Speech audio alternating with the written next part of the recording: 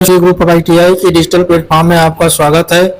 जैसा कि हमने पिछले वीडियो में बहुत सारा क्वेश्चन करा रखा है और शेष बचा जो भी क्वेश्चन है मैं आज करा रहा हूं। ठीक है, मैंने कल के वीडियो में हैंड टूल्स जो होते हैं या बेसिक टूल्स जो होते हैं हमने करा रखा है, ठीक ना। मैं आज वायर ज्वाइंट एंड सोल्डरिंग का इंपॉर्टेंट क्वेश्चन कराऊंगा। ठीक है, तो इस क्वेश्चन के साथ साथ आपसे यही बोलूंगा कि आप लोग इस वीडियो को ज्यादा से ज्यादा शेयर कीजिए और शेयर करने के साथ साथ अच्छे से देखिए। ठीक है, तो आपका पहला क्वेश्चन दे रखा है 32 एम्पीयर रेटेड केबल की धारा वहन क्षमता क्या होगी यदि इसे पुनः तार बांधने योग्य फ्यूज से सुरक्षित किया जाए। ठीक है, तो आपका ऑप्शन ए दे रखा है 13 एम्पीयर, ऑप्शन बी दे रखा है 16 एम्पीयर, ऑप्शन सी दे रखा है 26 एम्पीयर, ऑप्शन डी दे रखा है 27 एम्पीयर 39 एम्पीयर सॉरी। ठीक है, तो आपको पूछ रहा है जो कोई एक केबल है जिसकी वहन क्षमता क्या धारा वहन क्षमता कितना है 32 एम्पीयर तक वह आसानी पूर्वक काम कर सकता है, लेकिन 32 एम्पीयर से जैसे ही ज्यादा होगा वह क्या होगा उसकी धारा वहन क्षमता घटने लगेगी। ठीक है, तो इस क्वेश्चन का आंसर क्या होगा 26 एम्पीयर। ठीक है, लेकिन जो वर्कशॉप में हम केबल उपयोग करते हैं उसका धारा वहन क्षमता कितना होता है, धारा वहन क्षमता होता है 25 एम्पीयर। ठीक है, तो उसी के अप्रोक्स में हमारा क्या होगा 26 एम्पीयर होगा। ठीक है, आज हम ज्यादा डिस्क्राइब नहीं करूंगा क्योंकि आपका एग्जाम बहुत जल्द होने वाला है, इसलिए हम ज्यादा क्वेश्चन कराने का कोशिश करूंगा।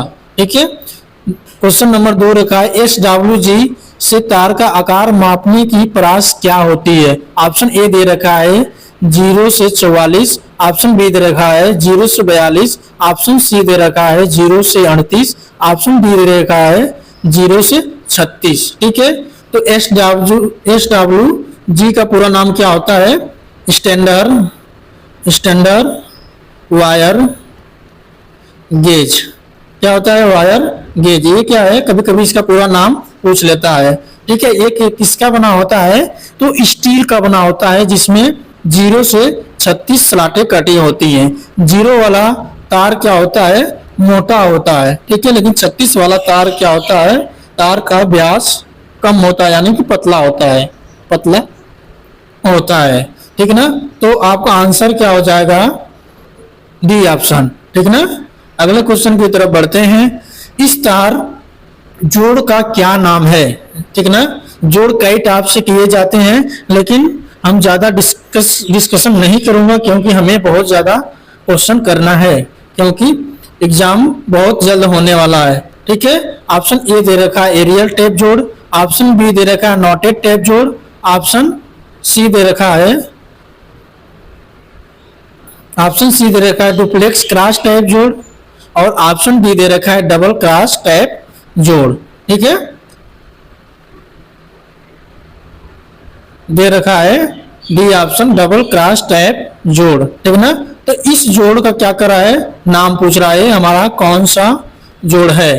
ठीक है, तो इस जोड़ का नाम होता है क्या नाम होता है नॉटेड टैप जोड़। ये जहां भी मिले आपको इस ऑप्शन पे क्या करना है टिक करना है। ठीक है, क्वेश्चन नंबर 4 की तरफ बढ़ते हैं।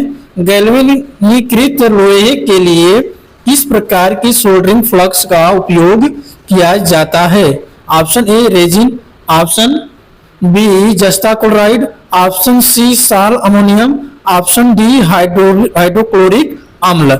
ठीक ना, तो किसका पूछ रहा है गैल्वेनीकृत यानी गैल्वेनाइज जिसको बोलते हैं। जैसे मान लीजिए कोई एक लोहे का तार है, किसका लोहे का तार होता है, मान लीजिए हम इस पर जस्ता का लेयर चढ़ा देता हूं। ठीक ना, किससे जंग से बचने के लिए, इसी को बोलते हैं गैल्वेनाइज।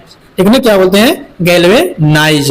ठीक ना, तो इसका किसी दूसरे तार से या किसी गैल्वेनाइज दूसरे लोहे के तार से जब हम जोड़ते हैं तो उसमें सोल्डरिंग फ्लक्स कौन सा उपयोग करना चाहिए, तो हमारा होना चाहिए उसमें हाइड्रोक्लोरिक अम्ल का उपयोग करना चाहिए। ये भी क्या है फ्लक्स है, जस्ता क्लोराइड भी फ्लक्स है। ठीक ना, ये क्या है अलग अलग तारों के उपयोग में होते हैं। ठीक ना, क्वेश्चन नंबर 5 मात्रा उत्पादन और ट्यूनिंग कार्य हेतु कौन सी सोल्डरिंग विधि का प्रयोग किया जाता है।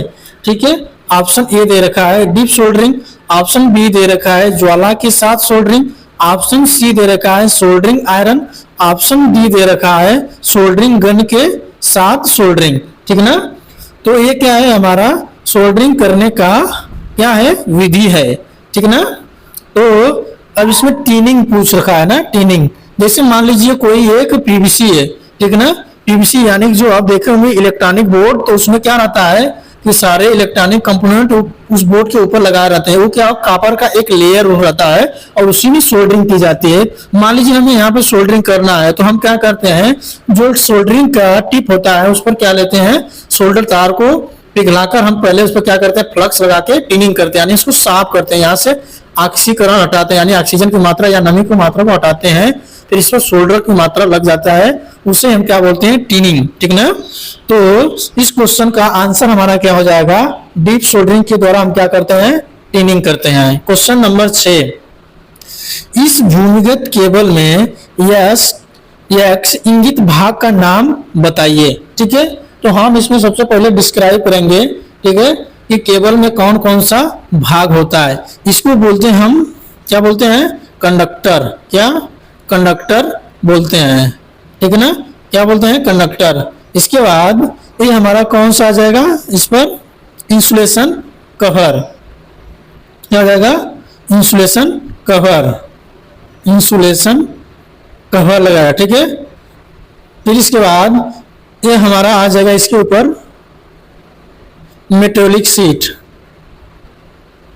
मेटेलिक लेयर हम लगा देते हैं। ठीक है, इसके बाद आता है ऊपर, इसको हम बोलते हैं, क्या बोलते हैं, बेडिंग। क्या, बेडिंग। बेडिंग किसका किया जाता है, जूट का होता है। ठीक ना, जूट का हम क्या करते हैं, उसके ऊपर धातु के ऊपर लेयर लगा देते हैं। ठीक है, बेडिंग के ऊपर हम करते हैं क्या, सर्विंग।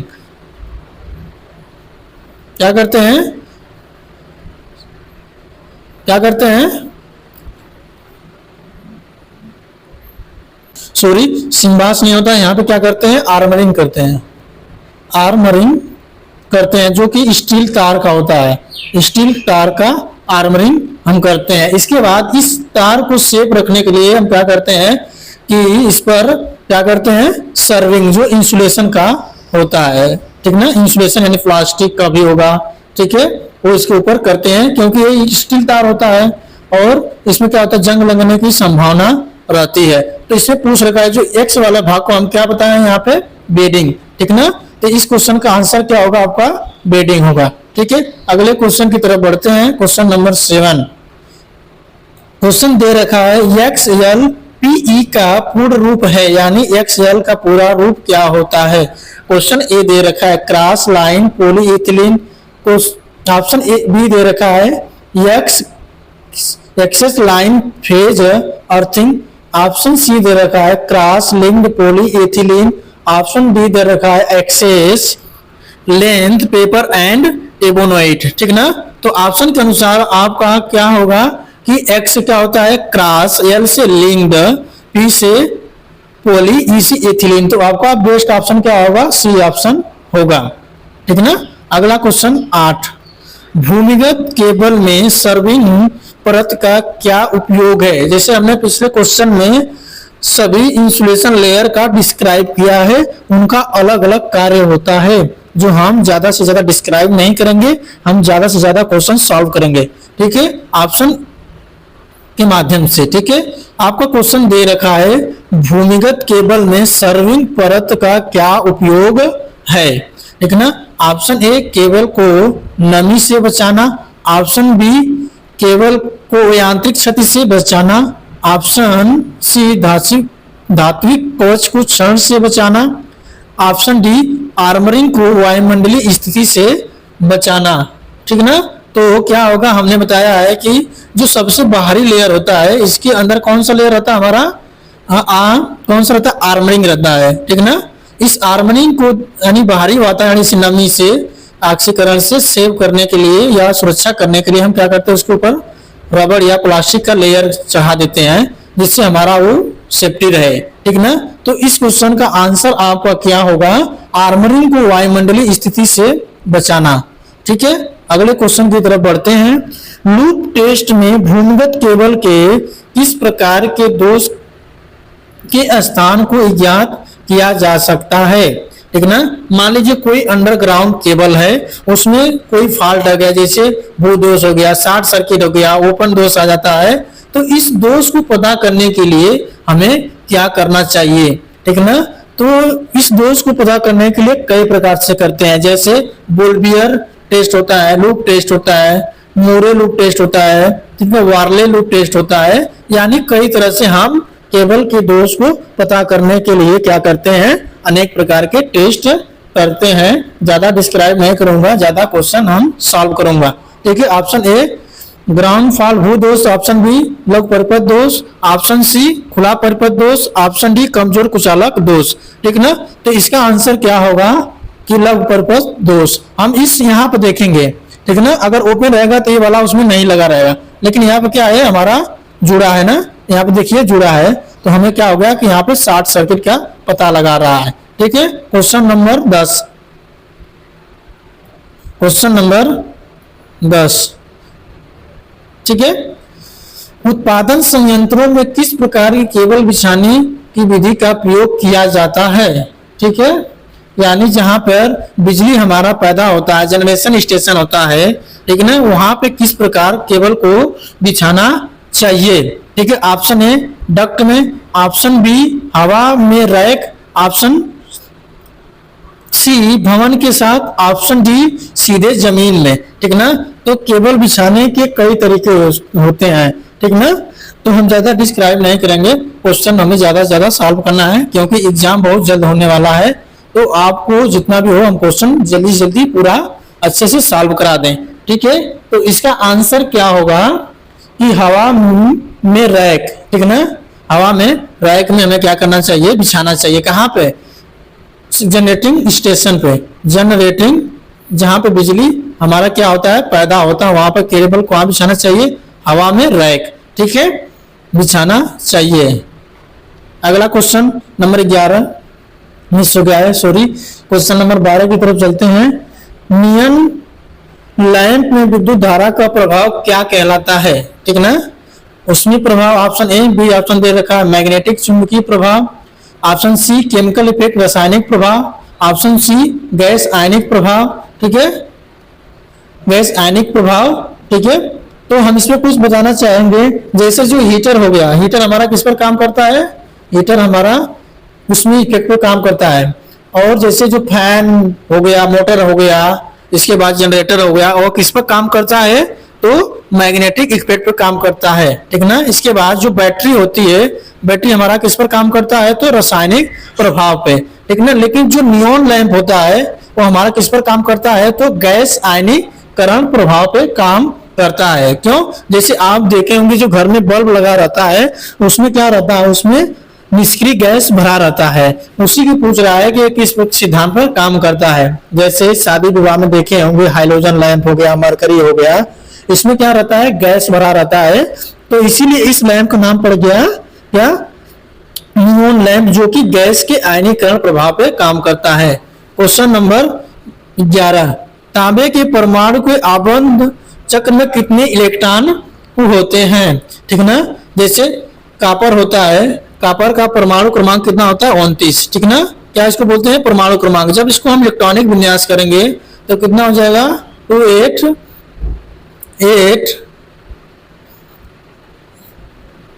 ठीक है, 18, फिर एक, उसके बाय कक्षा में कितना होगा? 1 इलेक्ट्रॉन होगा। क्यों? क्योंकि ये अपवाद के रूप में इसको बोला जाता है। ठीक ना, तो इसी को पूछ रहा है कि इसके वैलेंसी सेल में कितने एटम होते हैं। ऑप्शन ए दे रखा है 1, ऑप्शन बी दे रखा है 2, ऑप्शन सी दे रखा है 8, ऑप्शन डी दे रखा है 18। ठीक है, इसके अनुसार आपको कितना होना चाहिए हमने बता रखा है। उसके वैलेंसी कोष में कितना इलेक्ट्रॉन होगा? 1 इलेक्ट्रॉन होगा। क्वेश्चन नंबर 12 रिपीट हो गया है। अगले क्वेश्चन की तरफ चलते हैं। कुचालक प्रतिरोध की इकाई है। Option A ohm, option B kilo ohm, option C milli ohm, option D mega ओम।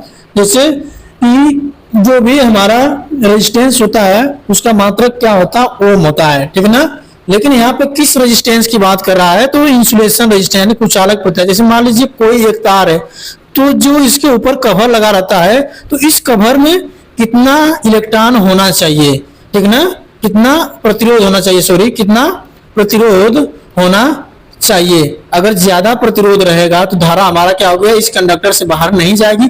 लेकिन जैसे ही इंसुलेशन रेजिस्टेंस की मात्रा कम होगा तो जो उसमें क्या होगा, ऊष्मा के कारण बहुत सारा धारा क्या होगा, लीकेज करने लगेगा, ठीक ना। तो जब भी इंसुलेशन प्रतिरोध की बात करें, ठीक ना, तो हमें हमेशा क्या करना चाहिए, उसको मेगा ओम में मारना चाहिए या नापना चाहिए, ठीक ना, मेगा ओम में उसको लिया जाता है। क्वेश्चन नंबर 14, कौन सा विद्युत उपकरण अधिक अतिरिक्त धारा संरक्षण है, ठीक ना। एक होता है, हम बता रहे हैं, एक क्लोज एक्सेस होता है, ठीक ना, क्लोज एक्सेस होता है, और एक कोर्स एक्सेस होता है, ठीक ना। तो जो 4 घंटा के अंदर पहले पिघल जाता है उसको बोलते हैं क्लोज एक्सेस। कोर्स एक्सेस जो होता है जो 4 घंटा के बाद भी ना पिघले तार, जो क्या बोलते हैं, कोर्स एक्सेस में बोलते हैं, ठीक ना। तो क्वेश्चन आपका ए दे रखा है कार्ट्रिज फ्यूज, ऑप्शन बी दे रखा है पुनः तार बांधने योग्य फ्यूज, ऑप्शन सी दे रखा है miniature circuit breaker, option D दे रखा है हाई रेप्चरिंग क्षमता फ्यूज, ठीक ना। तो 14 में आपको क्या होगा, आप इस क्वेश्चन के माध्यम से समझेंगे, ठीक है ना। तो हमने जैसे अपने घर में कौन सा फ्यूज यूज करते हैं, रिवाइवेबल फ्यूज यूज करते हैं, यानी जैसे वो फ्यूज पिघल जाता है पुनः हम तार लगाकर चालू कर देते हैं, ठीक ना। तो हमारा किसके अंतर्गत आता है, कोर्स एक्सेस के अंतर्गत आता है। ठीक है, अगले क्वेश्चन की तरफ बढ़ते हैं। क्वेश्चन नंबर 15, सिरोपरी लाइन में चालक की लंबाई बढ़ाने हेतु किस प्रकार के जोड़ उपयोग किए जाते हैं। ऑप्शन ए स्कार्प जोड़, ऑप्शन बी एरियल टैप जोड़, ऑप्शन सी ब्रिटानिया टी जोड़, ऑप्शन डी वेस्टर्न यूनियन जोड़, ठीक ना। कौन सा, वेस्टर्न यूनियन जोड़। तो मान लीजिए जैसे कोई केबल है, ठीक है, हमें क्या करना है, उसकी लंबाई बढ़ाना है, ठीक ना, ओवरहेड लाइन में, तो हमें कौन सा जोड़ लगाना चाहिए, ठीक ना। तो कौन सा जोड़ लगाना चाहिए, वेस्टर्न यूनियन जोड़। टी जोड़ का उपयोग करते हैं, जैसे मान लीजिए कोई तार है, ओवरहेड लाइन गई है और हमें यहाँ से तार क्या करना है, नीचे को तरफ लेके जाना है, तो कौन सा जोड़ जाएगा, हमारा टी जोड़ होता है, ठीक ना, इसी को बोलते हैं टी जोड़। ठीक है, क्वेश्चन नंबर 17 की तरफ बढ़ते हैं, 16 की तरफ। ठीक है, एल्युमिनियम चालकों को सोल्डर करने हेतु तो किस प्रकार के सोल्डरिंग फ्लक्स का प्रयोग किया जाता है। ऑप्शन ए टाइलो, ऑप्शन बी केरलाइट, ऑप्शन सी जस्ता क्लोराइड, ऑप्शन डी साल अमोनियम रेजिन। ठीक ना, तो जब भी एल्युमिनियम की बात आए या एल्युमिनियम तार को सोल्डरिंग करना है तो हमें क्या करना चाहिए कि कौन सा फ्लक्स यूज करना चाहिए। ठीक है, तो कौन सा फ्लक्स यूज करना चाहिए, तो हमें केरलाइट का उपयोग करना चाहिए। ठीक ना, क्वेश्चन अगले तरफ भी बढ़ते हैं। क्वेश्चन नंबर 17, पिछले हुए या इसको कह रहा है पिघले हुए सोल्डर को बार बार पिघलाने से क्या प्रभाव पड़ता है। ठीक ना, ऑप्शन ए टीन का भाग कम हो जाता है, ऑप्शन सी शीशे का भाग कम हो जाता है, ऑप्शन सी स्लग को बनने से रोक देता है, ऑप्शन डी जोड़ों पर असमान बहाव होता है। ठीक ना, तो अगर कोई सोल्डर है उसको हम बार बार कम करेंगे तो क्या होगा, उसमें जो टीन की मात्रा होता है वो क्या होता है, कम होने लगता है। तो आपका बेस्ट आंसर क्या होगा कि अगर किसी सोल्डर तार को बार बार पिघलाएंगे तो उसमें क्या होगा, टीन की मात्रा हमारा कम होना स्टार्ट हो जाएगा। क्वेश्चन नंबर 18, केबल के पीवीसी कुचालक का क्या उपयोग होगा यदि अत्यधिक धारा लंबे समय तक बहती रहे। ठीक ना, मान लीजिए कोई केबल है उसके ऊपर पीवीसी का लेयर चढ़ा है, पीवीसी को बोलते हैं पॉली विनाइल क्लोराइड। ठीक ना, ये हमारा क्या होता है, उसका पूरा नाम होता है। ठीक है, तो ऑप्शन ए दे रखा है वोल्टेज पात बढ़ेगा, ऑप्शन बी दे रखा है वोल्टेज ड्रॉप घटेगा, ऑप्शन सी दे रखा है कुचालक प्रतिरोध बढ़ेगा, ऑप्शन डी दे रखा है कुचालक प्रतिरोध क्या होगा, घटेगा। अब जैसे मान लीजिए कोई केबल में हम जब ज्यादा टाइम तक धारा बहाएंगे, जैसे जैसे लोड बढ़ेगा तो केबल के अंदर जो कंडक्टर लगा है वो क्या होता है, गर्म होना स्टार्ट हो जाता है, जिससे हमारे उसके ऊपर के जो पीवीसी लेयर होते हैं वो पिघलना स्टार्ट हो जाता है, और उसके साथ साथ इसका रेजिस्टेंस हमारा क्या होने लगता है, डाउन होने लगता है। क्यों? क्योंकि एक चीज बताना चाहेंगे, क्योंकि जितना भी हमारा अचालक पदार्थ होते हैं, ठीक है ना, अचालक पदार्थ होते हैं, वह क्या होता है कि टेम्परेचर का क्या होता है, निगेटिव होता है, ठीक है ना। तो इसमें आपका आंसर क्या होगा, कुचालक प्रतिरोध घटना स्टार्ट हो जाएगा। ठीक है, क्वेश्चन नंबर 19, केबल बिछाने की कौन सी विधि संकीर्ण क्षेत्र हुए तो उपयुक्त है? ऑप्शन ए रैक में, option B duct pipe, option C भवनों के साथ, ऑप्शन डी सीधे जमीन में। ठीक ना, तो ये क्या है, केबल बिछाने का क्या है तरीका पूछ रहा है। ठीक ना, तो आपका क्या होगा कि केबल कई तरह से बिछाया जाता है, ज्यादा डिस्क्राइब नहीं करेंगे, क्वेश्चन को ज्यादा से ज्यादा हम क्या करेंगे, सॉल्व करेंगे। ठीक ना, तो इस क्वेश्चन का आंसर क्या होगा कि डक्ट में बिछाना चाहिए।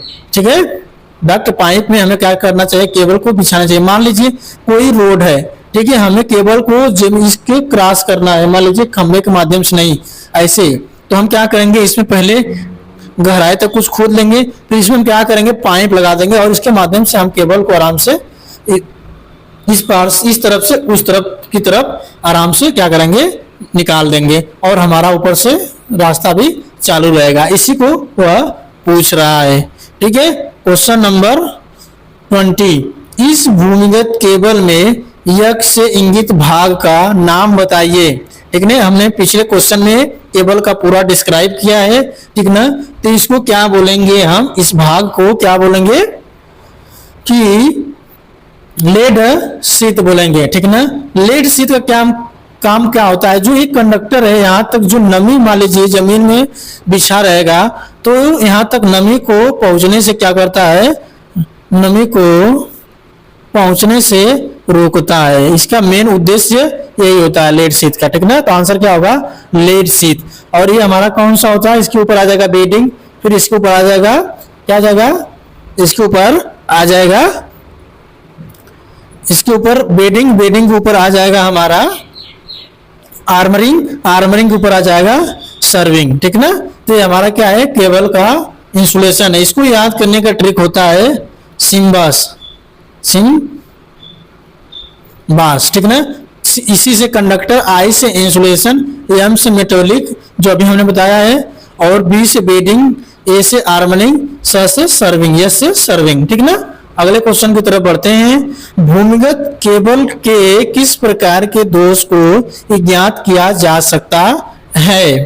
ठीक ना, तो इसमें दे रखा है ग्राउंड फॉल भू दोष, बी दे रखा है लघु परिपथ दोष, ऑप्शन सी दे रखा है खुला परिपथ दोष, ऑप्शन डी दे रखा है कमजोर कुचालक दोष। ठीक है, कमजोर कुचालक दोष। तो इस क्वेश्चन का आंसर क्या होगा कि लघु परिपथ दोष। ठीक है ना, जो कि हमने पिछले क्वेश्चन में कराया है। अगले क्वेश्चन की तरफ बढ़ते हैं। भूमिगत केबल में कौन सा भाग धात्विक कवच को क्षरण से बचाता है? ठीक है ना, तो option A serving, option B bedding, option C armouring, option D lead sheath. ठीक है ना, अब सबके बारे में मैं बताना चाहूंगा। जैसे इसका काम होता है, जो चालक होता है, नमी को रोकना, नमी को रोकना। ठीक है, इसके बाद इसका काम क्या होता है, केबल के में जो बेडिंग किया रहता है उसको यांत्रिक सुरक्षा प्रदान करना। ठीक ना, प्रदान करना। बेडिंग का कार्य क्या होता है कि धात्विक जो शीट होता है उसको सेफ्टी प्रदान करना। लेकिन सर्विंग का काम क्या होता है, जो हमने बताया आर्मरिंग, जो सबसे लास्ट लेयर होती है, ये क्या करता है, जो धातु का आर्मरिंग की जाती है उसको सुरक्षा प्रदान करना। तो वही क्वेश्चन पूछ रखा है कि क्या पूछ रखा है क्वेश्चन कि भूमिगत केबल में कौन सा भाग धात्विक कवच का क्षरण को बचाता है। तो हमने बताया ना केबल की आंतरिक सुरक्षा को क्या करता है, ये सर्विंग आर्मरिंग क्या करता है, आंतरिक सुरक्षा प्रदान करता है। लेकिन इस वाले लेड शीतक को सुरक्षा प्रदान कौन करता है, तो हमारा कौन करता है, तो बेडिंग करता है। हमारा आंसर क्या होगा, बेडिंग, यानी धात्विक कवच को सुरक्षा प्रदान कौन करता है, बेडिंग। बेडिंग किसका बना होता है, तो यह जूट का बना होता है। किसका, जूट का बना होता है, ठीक है, जूट का बना होता है।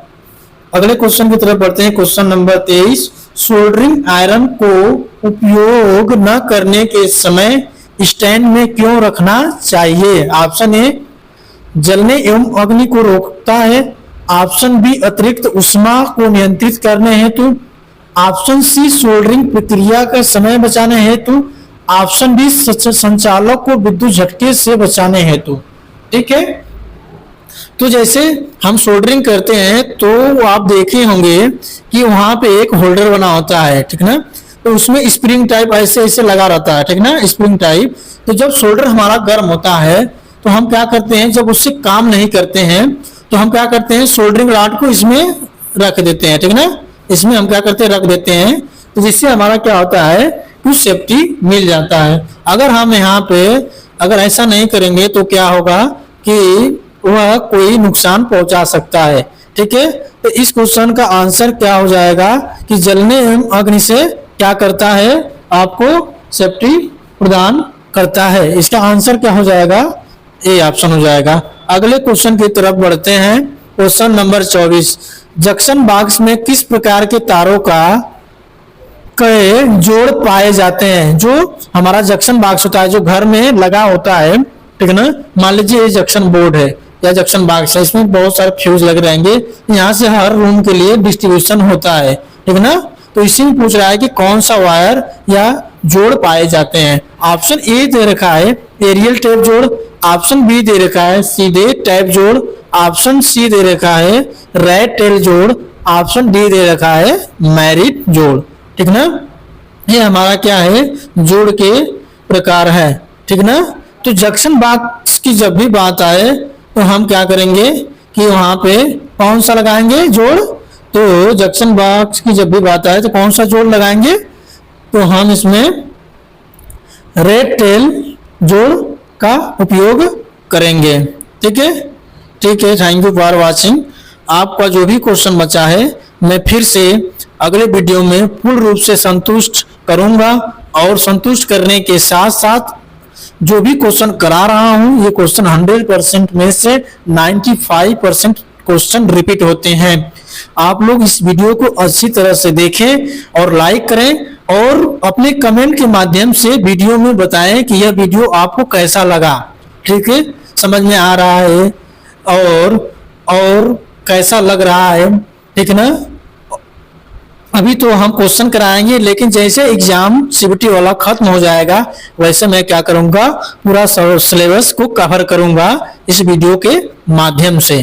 तो आप लोग इस वीडियो को लाइक करें, सब्सक्राइब करें, और अपने कमेंट के द्वारा वीडियो में बताएं कि यह वीडियो कैसा लगा।